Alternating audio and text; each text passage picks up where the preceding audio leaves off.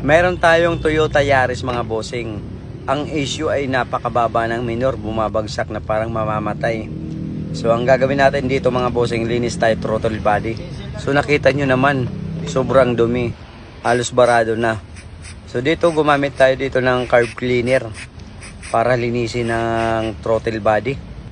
So ito mga bossing, nakita nyo naman talagang putik na. Magiging abnormal na talaga ang iyong minor. So pag ganyan kadumi talaga mga bossing, talaga maglalaro yung RPM nyo at bagsak.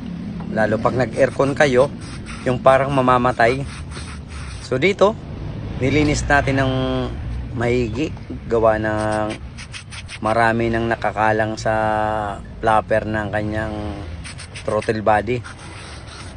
So ganyan mga bossing, pwede nyong gayahin. Pwede ngang hindi tanggalin yan, kaso hindi mo malilinis yung loob. Kasi pwedeng linisin yung mga bossing na nakakabit sa intake.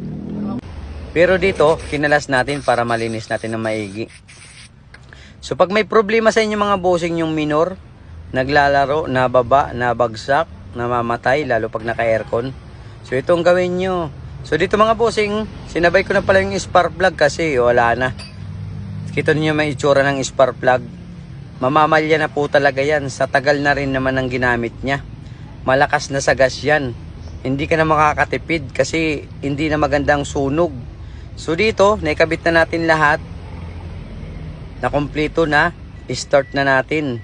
Palit na rin pala tayo dito ng engine support kasi mabibrate. So dito, start na natin. So ayun mga bossing, sa unang start medyo mataas talaga yung kanyang RPM. Gawa bagong nalinis natin. So naging 1.5, 1.3. So ganyan mga bossing. Pero pag in-aircon mo naman yan, balik sa normal yan. Ayan, naging 1,000. Kusa na pong magre-relearn yan. Relearn. So ganyan mga bossing, pwede nyong gayahin yan. Sana makatulong sa inyo.